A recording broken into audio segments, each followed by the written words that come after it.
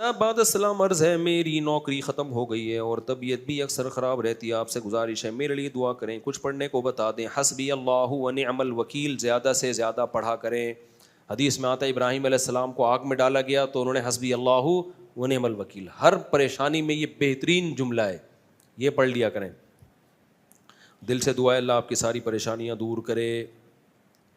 مفتی صاحب میرا سوال یہ کہ میرا نکاح میرے کزن سے ہوا تھا، پھر کچھ غلط فہمیوں کے باعث میرے گھر والوں نے کہا کہ ہم نے طلاق لینی ہے، جبکہ میری کزن نے نہ مجھے طلاق زبان سے دی نہ پیپر دیے. پھر میرے والدین نے یونین کونسل سے جعلی طلاق کی ڈگری کچھ رقم دے کر حاصل کر لی اور میرا نکاح دوسری جگہ کر دیا، جبکہ میرا کزن کا کہنا ہے میں نے طلاق نہیں دی. اب کیا میرا دوسرا نکاح صحیح کہلائے گا؟ نہیں کہلائے گا. یہ دوسرا نکاح زنا ہے، چھوڑ دیں. پہلے شوہر سے طلاق لیں جب تک زبان سے طلاق نہیں دیتا، تو اس وقت تک دوسری شادی نہیں ہو سکتی. بعد السلام عرض ہے کہ مفتی صاحب میں ایک شیعہ لڑکی کو پسند کرتا ہوں اور نکاح کرنا چاہتا ہوں. بھائی شیعہ سنی نکاح کرنا چاہیں تو اس کا طریقہ میں نے بتایا. دارالعلوم کورنگی جائیں یا بنوری ٹاؤن جائیں یا اور کسی بڑے ادارے جائیں تو ایک دوسرے کے عقائد ان کو جا کے بتائیں، ان سے تحریری فتویٰ لیں. بسم اللہ الرحمن الرحیم. اگر ہمارے سامنے کسی کو ناحق قید میں رکھا گیا ہو، کیا ہمیں اس پر آواز نہیں اٹھانی چاہیے؟ بھائی سیاسی سوالات مجھ سے مت پوچھا کرو، سمجھتے ہو؟ جو میرا ٹاپک ہے مجھے اسی تک رہنے دو. پھر میں کوئی سیاسی بات کروں گا تو پھر آگ لگ جاتی ہے، پھر بولتے ہیں یہ کیوں بول رہا ہے. جب میں بولوں گا تو بولے گا کہ بولتا ہے، سمجھ رہے ہو؟ جب میں نہیں بولوں گا تو بول رہے ہیں کہ بول کیوں نہیں رہا. جب میں بولوں گا تو آپ لوگ کیا بولو گے؟ آپ کیوں بول رہے ہو بھائی؟ یہ آپ کا ٹاپک نہیں ہے. حالانکہ مجھے معلومات ہیں، معلومات مجھے ابھی جو سیاسی اکھاڑ پچھاڑ چل رہا ہے نا اس میں بہت مستند نالج کافی حد تک ہے. میں 100% کی دعویٰ تو نہیں کرتا، لیکن چپ رہنا بہتر ہے. ہاں وہاں بولا جائے جہاں نہ بولنے سے نقصان ہو رہا ہو، پھر بولنا واجب ہے. ابھی ہمیں پتہ ہے ہمارے بولنے نہ بولنے سے کچھ بھی نہیں ہوگا.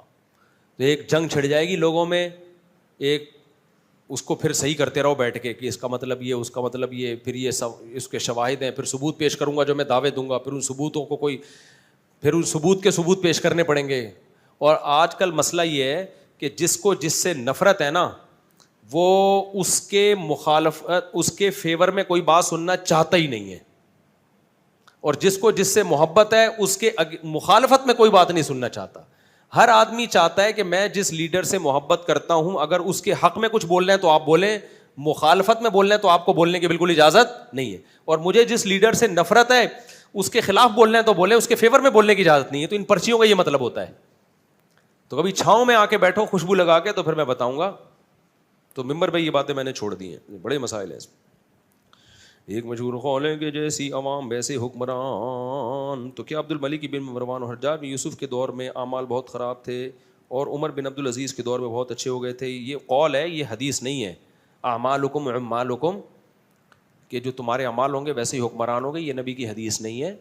یہ کسی بزرگ کا قول ہے کہ بعض دفعہ ایسا ہوتا ہے کہ عوام کی بدعمالیوں کی سزا اللہ ظالم حکمرانوں کی صورت میں دے دیتے ہیں، لیکن ہمیشہ ایسا نہیں ہوتا. بعض دفعہ بڑے نیک نیک لوگ آئے ہیں اور ظالم حکمران مسلط ہو گئے. عبداللہ بن عمر کا قول تھا نا یزید کے بارے میں کہ اگر یہ نیک ہوا تو اللہ کی رحمت ہوگا، اگر یہ فتنہ ہے تو یہ ظالم نکلا تو ہمارے لیے اللہ کی طرف سے آزمائش ہے، یہ اللہ کی طرف سے آزمائش ہے.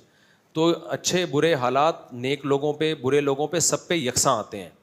نیک لوگوں کے لیے وہ برے حالات رحمت بن جاتے ہیں، برے لوگوں کے لیے برے حالات گناہوں کی سزا بن جاتے ہیں. باقی جو ہمارے ساتھ ہو رہا ہے وہ تو ہمارے ہی عوام ہی کی بدعمالیوں کی سزا لگتی ہے ہمیں، کچھ عوام کی بھی گڑبڑیں ہیں. میں جامع رشید میں کلیت الشریعہ کے لیے امتحان دینے گیا، وہاں انہوں نے ٹیسٹ کا حصہ بنا کر ایک مزاحیہ کردار رکھا جس میں آپ کو ساس کہو، لڑکی، گائے، بکری وغیرہ بننا تھا. آپ ساس، بہو، لکڑی، ایک مزاحیہ کردار رکھا جس میں آپ کو ساس، بہو، لڑکی، گائے، بکری وغیرہ بننا تھا. اس میں شرکت ضروری تھی. یہ جامعہ والے عالم بنا رہے ہیں، مسخرہ بنا رہے ہیں. آپ نہ جاؤ بھائی جامعہ رشید. ایک انہوں نے کسی کا آئی کیو لیول چیک کرنے کے لیے ایک ٹیسٹ رکھ لیا یا کوئی مزاحیہ پروگرام رکھ لیا کسی کا بھی دماغ چیک کرنے کے لیے، تو اس میں کیا جا رہا ہے؟ ہاں وہ پڑھائی کے گھنٹوں میں آپ کو ڈرامے دکھا رہے ہوں جس کا آپ کی ایجوکیشن سے کوئی تعلق نہ ہو تو آپ بول سکتے ہو کہ یہ ہمیں پڑھانے کے بخاری پڑھا رہے ہیں یا ہمیں ڈرامے دکھا رہے ہیں، کیا کر رہے ہیں. تو جس کو جس سے بغض ہوتا ہے نا تو وہ اس کی پازیٹیو چیز کو بھی نیگیٹو لے کے جاتا ہے, جس کو جس سے عقیدت ہوتی ہے وہ اس کی نیگیٹو کو بھی پازیٹیو. تو آپ نیوٹرل بن کے کسی بھی قوم کے بارے میں تبصرہ کیا کرو. سمجھتے ہو میرے بھائی؟ تو آپ مت جاؤ جامعۃ الرشید حسن آباد کراچی. اگر جامعۃ الرشید والے عالم نہ بنا رہے ہوتے تو پھر جو ہر سال اتنے طلبہ فارغ ہوتے ہیں جامعۃ الرشید سے, کتنے بڑے بڑے ڈاکٹرز کو عالم بنایا ہے جامعۃ الرشید نے. تو ایسے ایجوکیٹڈ لوگوں کو مولوی بنایا ہے. اس دن میں نے ولاگ بھی بنایا تھا نا, سارے اسٹوڈنٹس کے جو میں نے انٹرویو لیا تھا, ایک پی ایچ ڈی اسکالر ہے جو عالم بن رہا ہے, دوسرا ڈاکٹر ہے میڈیکل سائنس کا وہ عالم بن رہا ہے, تیسرا پروفیسر ہے یونیورسٹی میں وہ عالم بن رہا ہے, چوتھا وکیل ہے بہت بڑا وہ عالم بن رہا ہے. اتنے اپر لیول کے لوگوں کو انہوں نے مولانا بنا دیا, اور پاکستان نیوی میں ان مولاناؤں کو کمیشن آفیسر بھرتی کرا دیا. تو ٹھیک ہے خامیاں بھی ہوں گی لیکن یہ خوبیاں بھی تو دیکھو نا بھائی. آپ لوگ کہتے ہیں کہ دین کی دعوت نرمی سے پیار سے دو, دین ایسے پھیلے گا. سوال یہ کہ پھر نبی نے صحابہ سے جنگ و جدال کیوں کی؟ کیا دین غالب کرنے کے لیے نہیں ہے؟ نبی صلی اللہ علیہ وسلم نے جو جنگ و جدال کی وہ جہاد کے میدان میں کی ہے, اور جہاد کے لیے کچھ شرائط اور اصول اور ضابطے ہیں جو کتابوں میں لکھے ہیں, قرآن و حدیث سے صحابہ فقہا نے نکالے ہیں کہ جہاد کی دو قسمیں. ایک ہے آپ نے خود کسی ملک پہ چڑھائی کرنی ہے, اس کی الگ شرائط ہیں. ایک ہے کوئی ملک آپ کے اوپر چڑھائی کر دے تو آپ نے اس سے کیسے نمٹنا ہے, اس کی الگ شرطیں ہیں. تو ہم جو بات کر رہے ہیں لوگوں سے محبت کی, پیار کی, یہ میدان جنگ میں نہیں بات کر رہے, ہم نارملی بات کر رہے ہیں. یہاں کوئی بم رکھ کے تھوڑی بیٹھے ہوئے اڑانے کے لیے, یا ٹی وی میں جب کوئی اسکالر آتا ہے ٹاک شاک میں اور وہ ناک پہ مکھی بٹھا کے یاں کر رہا ہوتا ہے, تو ابھی تو کیا جیب میں بم رکھ کے آیا ہوا ہے؟ کیا جہاد کرنے آیا ہوا ہے یا یہاں ڈیبیٹ کرنے آئے ہو؟ نہیں یاری میرے خیال بات. تو تبلیغ کا جو اصول ہے وہ محبت ہی ہے.